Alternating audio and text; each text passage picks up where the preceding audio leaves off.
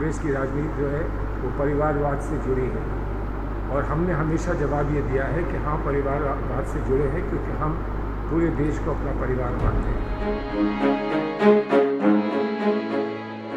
कि HD कुमारस्वामी जो है वो HD देवेगौड़ा जो प्रधानमंत्री थे उनके सुपुत्र हैं, जयंत चौधरी अजीत सिंह के सुपुत्र हैं, ज्योतिरादित्य सिंधिया वो माधवराव सिंधिया के सुपुत्र हैं, चिराग पासवान रामविलास पासवान के हैं। कभी कभी लोग कह देते हैं कि राजनीति और कम से कम कांग्रेस की राजनीति जो है वो परिवारवाद से जुड़ी है और हमने हमेशा जवाब ये दिया है कि हाँ, परिवारवाद से जुड़े हैं क्योंकि हम पूरे देश को अपना परिवार मानते हैं। लेकिन अभी कुछ आंकड़े आए, करण थापर जी ने शायद कहीं लिखा है और उन्होंने बताया कि जो अभी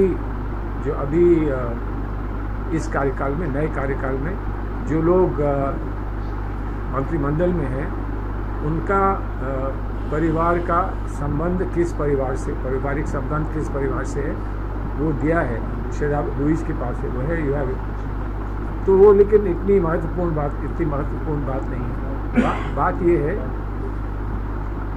अब इसको अगर आप वैसे दे दो ना लुइस, जैसे इसमें लिखा है कि HD कुमारस्वामी जो है वो HD देवेगौड़ा जो प्रधानमंत्री थे उनके सुपुत्र हैं, जयंत चौधरी अजीत सिंह के सुपुत्र हैं, ज्योतिरादित्य सिंधिया वो माधवराव सिंधिया के सुपुत्र हैं, चिराग पासवान रामविलास पासवान के हैं, राम ठाकुर बिहार CM श्री कर्पूरी ठाकुर के हैं, राव इंद्रजीत सिंह राव बीरेंद्र सिंह के बेटे हैं, आदि इत्यादि आपको दे सकती हैं।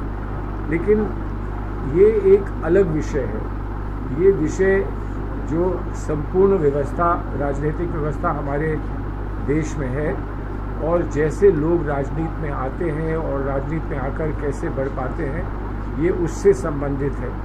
तो ये विषय कभी और इस पर विस्तार से हम लोग बात करेंगे। लेकिन क्योंकि शब्द परिवार का है और इसलिए मैं ये कहता हूँ कि मेरा परिवार फर्रुखाबाद के लोग हैं, वो लोग हैं जो मेरे साथ रहे चुनाव दर चुनाव, वो लोग हैं जो हमारे सामने कोई और कैंडिडेट रहा उसके साथ रहे और आज भी वैसे ही एक मिली जुली तस्वीर सामने आती है। मैं जब हमारा गठबंधन हुआ था और सौभाग्य से गठबंधन कराने में पहले जब नीतीश जी को लेकर हम लोग दिल्ली पहुंचे थे उस समय, और उसके बाद गठबंधन की बातचीत में जो कमेटी बनी थी जिसकी अध्यक्षता माननीय मुकुल वासनिक जी कर रहे थे, उसमें गहलोत जी के साथ और अन्य मोहन प्रकाश जी के साथ और बघेल जी के साथ मैं भी उसमें सदस्य था। तो उसके बातचीत हमने सभी प्रांतों में जो बातचीत हमको समझौते की करनी थी वो हम लोगों ने सबने की थी। जो भी स्थिति रही उस स्थिति में उत्तर प्रदेश में मैं ये मानता हूँ कि हमने कोशिश ये की कि अगर थोड़ी कुर्बानी भी हमको देनी पड़े तो उत्तर प्रदेश में गठबंधन बनना अनिवार्य है, आवश्यक है। और इसलिए हम लोग सब ने, और जब आदमी बात करता है, किसी कुर्बानी की बात करता है या अंकुश लगाने की बात करता है तो वो सिर्फ दूसरों पे नहीं होना चाहिए, अपने पे भी लगाना चाहिए। तो इसलिए उस गठबंधन का हमने स्वागत किया। गठबंधन में हमें जितनी सीटें मिली वो आपके सामने हैं और जितनी सीटें हमारे गठबंधन के साथी को मिली वो आपके सामने हैं। तो इसलिए आज हम आज उस स्थान पर पहुँचे हैं जब हमारी ओर से, कांग्रेस पार्टी की ओर से, हमारे शीर्ष नेतृत्व की ओर से, उनके अपने क्षेत्र में और पूरे उत्तर प्रदेश में हम लोग यात्राएं निकाल रहे हैं, लोगों से मिल रहे हैं और लोगों को धन्यवाद कह रहे हैं।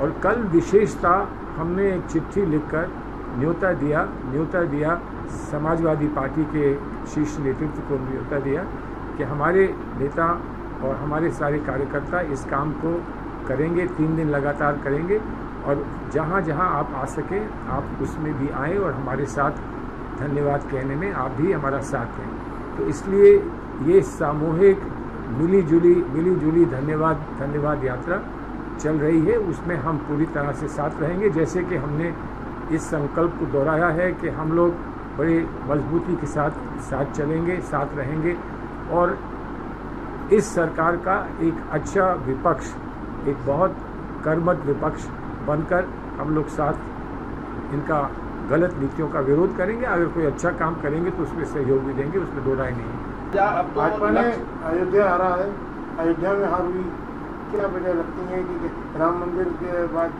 भारतीय जनता पार्टी काफ़ी कॉन्फिडेंस में थी, इसके बावजूद भी जो भगवान लाए हैं उन्हीं को हम हराएंगे, तो भगवान के आशीर्वाद से हारेंगे ना।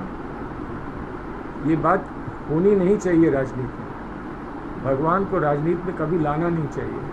भगवान सबके लिए हैं और सबसे ऊपर हैं और राजनीति से भी ऊपर हैं। तो आप भगवान को इसमें ना लाएं तो अच्छा है। और हमें अफसोस है, हमें इस बात का कष्ट है और अफसोस है कि उनके कार्यकर्ताओं ने, अगर उनके नेताओं ने नहीं तो उनके कार्यकर्ताओं ने ऐसी बात कही भी। जो भी होता है लोग सोच समझ के करते हैं, और अगर दूरदर्शिता से अयोध्या के लोगों ने कुछ निर्णय लिया है तो उसका सम्मान वैसे ही होना चाहिए जैसे किसी और क्षेत्र में कोई और कार्यकर्ता, कोई और ये 2027 का लक्ष्य है अब आगामी विधानसभा चुनाव जी, उसमें क्या रणनीति रहेगी? अब पार्टी को कैसे संगठन? मेरा मैंडेट पूरा हो चुका है, बातचीत करने का मेरा मैंडेट पूरा हो चुका है। नया मैंडेट मिलेगा तो देखेंगे, लेकिन हो सकता है किसी और को मैंडेट मिल जाए। लेकिन आज गठबंधन है, आज है और सशक्त गठबंधन है और कामयाब गठबंधन है, तो कल की बात फिर कल करेंगे।